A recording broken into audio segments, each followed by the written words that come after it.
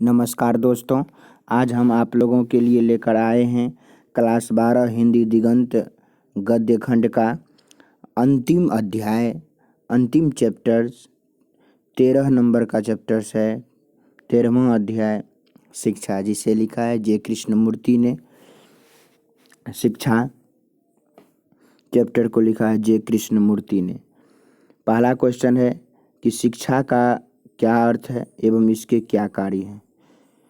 तो शिक्षा के क्या अर्थ हैं एवं उसके क्या कार्य हैं, इनके प्रश्न उत्तर को समझने से पूर्व मैं आपसे एक रिक्वेस्ट करना चाहता हूं। यदि आप मेरे चैनल पर नए नए हैं तो आप मेरे चैनल को सब्सक्राइब कर लीजिएगा। उसके बाद इस वीडियो को ज़्यादा से ज़्यादा शेयर कीजिएगा। शिक्षा का क्या अर्थ है एवं इसके क्या कार्य हैं।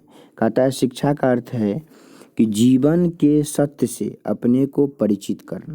कहता है शिक्षा वही है जो अपने जीवन को सही मायने में जान लिया है।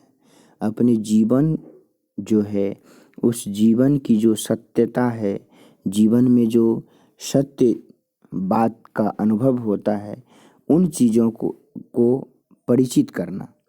शिक्षा का कार्य है कि वे संपूर्ण जीवन की प्रक्रिया को समझने में हमारी मदद करें। कहता है हम जो अपने पूरे जीवन को व्यतीत करते हैं, जीते हैं, किस तरह से जीना चाहिए, किस तरह से लोगों के साथ व्यवहार करना चाहिए, किस तरह से बातचीत करना चाहिए, किस तरह से परिवार को मिलाकर रखना चाहिए, इसी संपूर्ण जीवन की प्रक्रिया को समझने में हम शिक्षा जो होती है वो हमारी मदद करती है। शिक्षा का यही काम है कि हमारी संपूर्ण जीवन की प्रक्रिया को समझने में वो हमारा मदद करे। और शिक्षा का कार्य केवल मात्र नौकरी या व्यवसाय के योग्य बनाना नहीं है। अगर हम बात करें कि शिक्षा का कार्य नौकरी पाना है तो ये नहीं हो सकता। शिक्षा का कार्य केवल मात्र नौकरी या व्यवसाय के योग्य बनाना नहीं है। दूसरा क्वेश्चन है कि जीवन क्या है, इसका परिचय लेखक ने किस रूप में दिया है।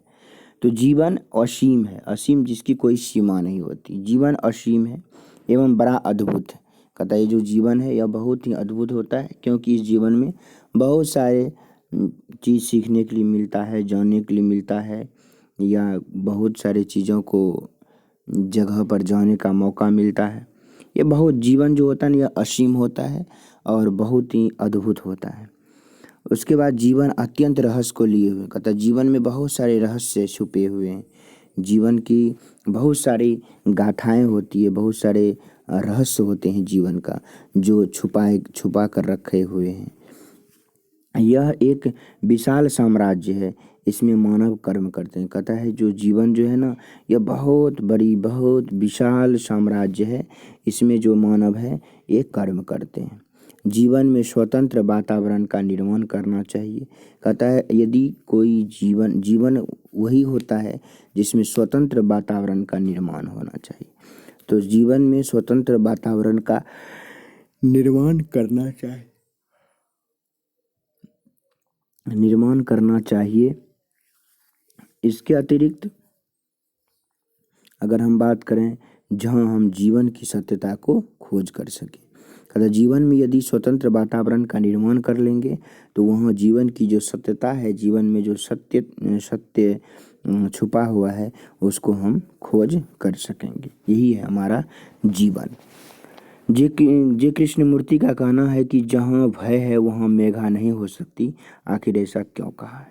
कहता जहाँ भय है वहाँ मेधा नहीं हो सकती, क्योंकि भय के कारण मनुष्य किसी भी कार्य को स्वतंत्रता पूर्वक नहीं कर पाते हैं। कहता भय जो होता है ना, जो डर का होता है, फियर होता है, इसके कारण मनुष्य जो होता है, मनुष्य कार्य को स्वतंत्रता पूर्वक नहीं कर पाता। उसे एक मन में एक डर बना रहता है, उसके जीवन में एक डर बना रहता है, और जब डर होता है तो वह कोई भी कार्य को स्वतंत्रता पूर्वक नहीं कर सकता है।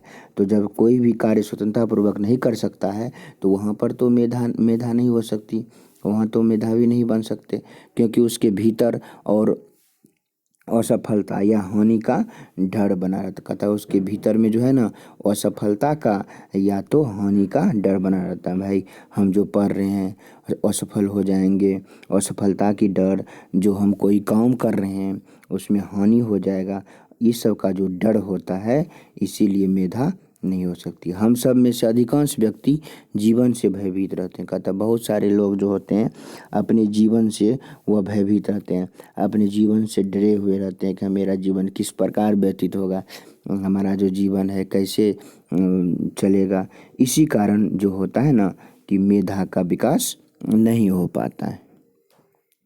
चौथा क्वेश्चन को हम लोग समझने का प्रयास करें कि जीवन में विद्रोह का क्या स्थान है। कहता है जीवन में जो है विद्रोह, विद्रोह कहते हैं वही लड़ाई झगड़ा को, उसका क्या स्थान है। कहता है जीवन में विद्रोह का महत्वपूर्ण स्थान है। विद्रोह भी होना जरूरी है, क्योंकि जीवन का ऐश्वर्य, इसकी गहराई तथा सुंदरता को तभी महसूस करेंगे जब हम प्रत्येक वस्तु के खिलाफ विद्रोह करेंगे। कहता है यह देखिए, यहाँ विद्रोह का अर्थ कोई लड़ाई झगड़ा से नहीं है। यहाँ विद्रोह का अर्थ है कि हम उस वस्तु के खिलाफ विद्रोह करें जो हमारे जीवन में खुशियों को भंग करता है, हमारे जीवन में जो ऐश्वर्य है हमारे जीवन का, उसमें जो डिस्टरबेंस उत्पन्न करता है, जो कठिनाई उत्पन्न करता है, उन सारे वस्तुओं के खिलाफ हम लोग विद्रोह करेंगे।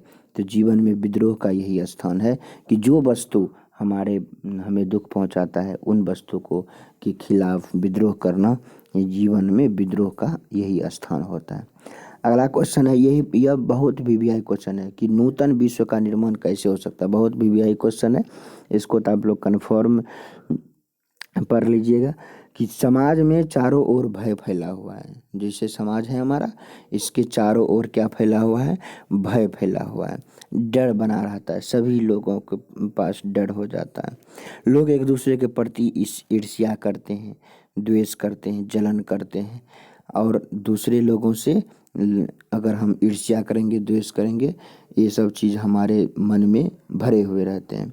विश्व के सभी देश पतन की ओर अग्रसर, कहता है विश्व के जितने भी सारे देश हैं सभी का पतन हो रहा है। पतन इसलिए हो रहा है क्योंकि लोग जो होते हैं, जो एक देश होते हैं दूसरे देश के प्रति ईर्ष्या और द्वेष की भावना रखते हैं, इसीलिए सभी देश का क्या है, पतन हो रहा है। इसे रोकना मानव समाज के लिए चुनौती, कहते हैं यदि हम इसको रोकें तो यह मानव समाज के लिए चुनौती हो सकता है, क्योंकि एक लोग दूसरे लोग के प्रति मन में क्या है इसको नहीं समझ पाएंगे। तो इसे रोकना मानव समाज के लिए बहुत बड़ी चुनौती है। इससे अच्छा है कि हमें स्वतंत्रता पूर्वक वातावरण तैयार करना होगा। सबसे पहले क्या करना होगा कि हमें स्वतंत्रता पूर्वक वातावरण तैयार करना होगा, और स्वतंत्रतापूर्ण जीवन जिएंगे तो निसंदेह ही है कि नूतन विश्व का निर्माण होगा। नूतन का मतलब यहाँ होता है नया, नई विश्व का निर्माण हम कैसे करेंगे, तो नई विश्व का निर्माण स्वतंत्रतापूर्ण वातावरण को तैयार करके होगा। और स्वतंत्रतापूर्ण वातावरण यदि तैयार होंगे, स्वतंत्रतापूर्ण यदि जीवन जिएंगे, तो निसंदेह कन्फर्म ही नूतन विश्व का निर्माण होगा। देखिए, मैं आशा करता हूँ कि आपको यह वीडियो बहुत अच्छे लगे होंगे।